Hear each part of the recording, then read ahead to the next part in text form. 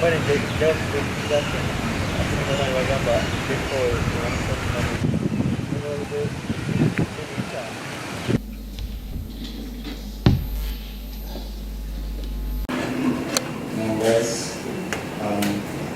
Captain ezeemu. We are here together with my two colleagues,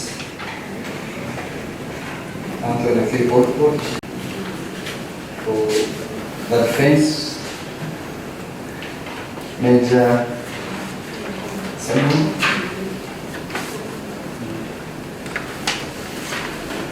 second Captain Daniel Kobo,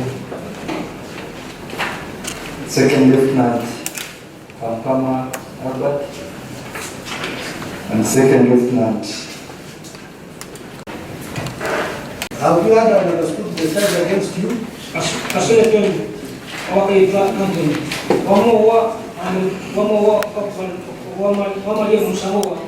may be aware, the court has not been sitting from 31st of January 2025 when the Supreme Court gave its decision, and we respected the decision of the court, and we had to go to undertake all the other legal processes to make sure that we complied with the decision of the court and the guidance that was given therein.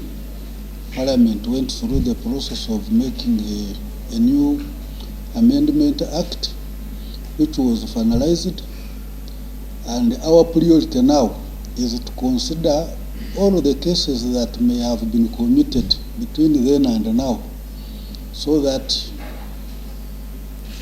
if they cannot be handled by disciplinary action, they are for court, then courts are now open. Last week we had the 1 in a week induction course for all the military judicial officers, for all the units and divisions, plus this general court martial. It ended on Monday. So that's why we have come to start our first session today, and we are going to be handling all those cases which were committed within that time when the court was not in operation. We were banned. There were several issues arising from the decision of the Supreme Court. One was the constitution of that court at the time. People who were on the court, my role, I was there as a judge advocate of the court, but my role was advisory. And the Chief Justice then Emeritus, His Lordship Wuuno, gave guidance in his read judgment that under exceptional circumstances, civilians may be tried in a military court. And any civilian being charged here, we must cross-check and be sure that he falls within the exceptional circumstances under the law which has been passed by Parliament. So it's not that they are here either by floating the law, but whoever comes here will be in compliance with the law as it has been amended.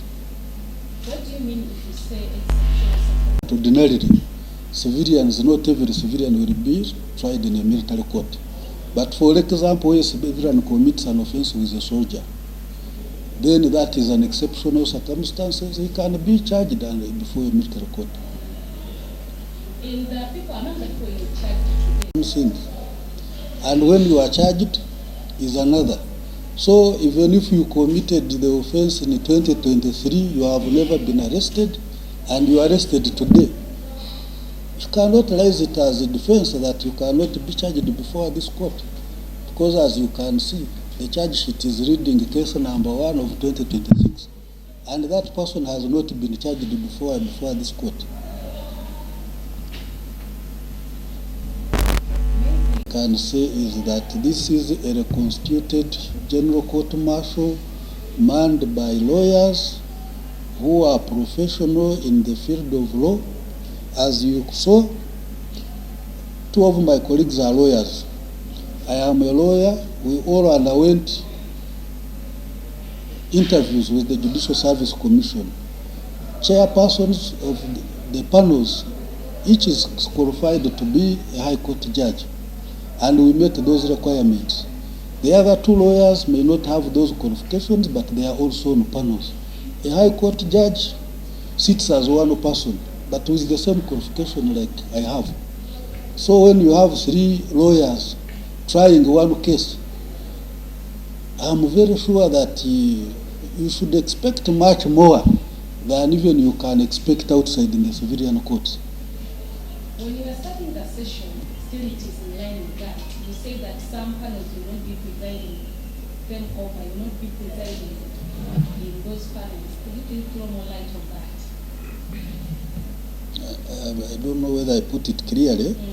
Under this law, the UPDF Amendment Act, me as the head of the General Court Martial, my panel handles appeals strictly.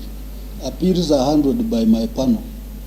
Then any other cases also like the ones I have handled today, my panel can handle them, but also the other panels can handle both capital and non-capital offenses. But I don't need to be here. As long as it is a panel of three, chairperson, where I have two panels of the same experience, them will be chairing that panel and it will sit as a court martial. Meaning that another court martial can go even and sit in Moroto, or it can go to Guru. If we have capital offenses in Guru or Moroto, we don't need to bring those suspects. Say they must come, be in Ruzira, be in Makinde, and it will expedite the whole case disposal. Because if an offense is committed, for example, in Moroto, witnesses are in Moroto, in Guru they are there, maybe Mountain Division in Fort Potro. So if a court will go, the way you have been seeing the Court of Appeal goes and on session, maybe 1 week, 2 weeks, it handles cases arising from there.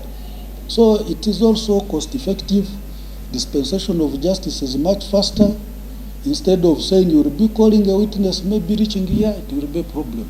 But once you go on the ground, the jurisdiction where an offense was committed, of course, it's not a field court.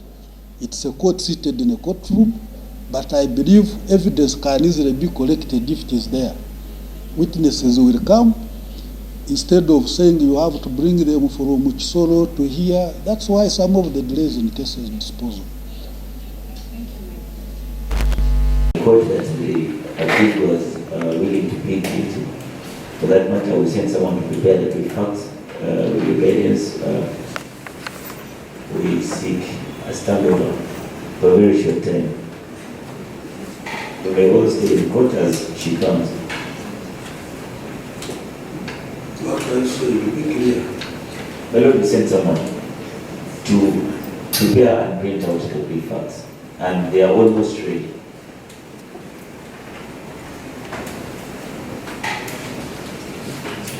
So what I say? And so my prayer is that you be pleased to grant us a standover,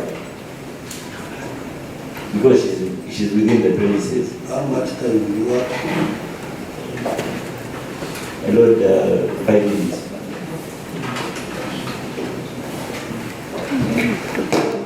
Defense forces in the jail of Marco, holding at Magye. Criminal case number UPDF for the DCM 004 for 2026. Dated 12 February 2026. Charge sheet. Uganda versus RA 285615. Private Kauka Bernard, a mere adult of sound mind, aged 27 years, a militant of regular forces of Uganda Defense Forces attached to School of Defense Intelligence and Security. As a reformer, a person subject to military law is hereby charged with statement of offense, absent without official leave, contrary to section 146, subsection 1 and 2b of the UPDF Act.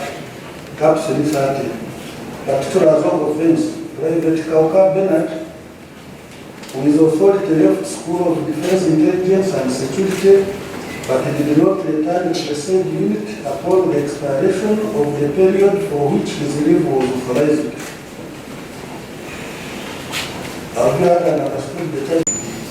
We needed first to finish the issue of interpretation, and the interpreters here. Yes, sir. If they are there, the one who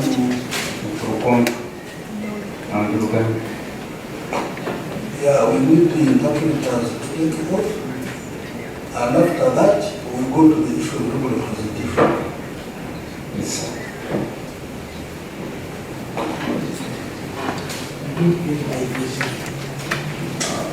Honorable Chair, his name is Muhumuza, M-U-H-U-M-U-Z-A. Is I-V-Y. Honorable Chair. Let us forget the couple of regulations and get the interpreter. Then you can say the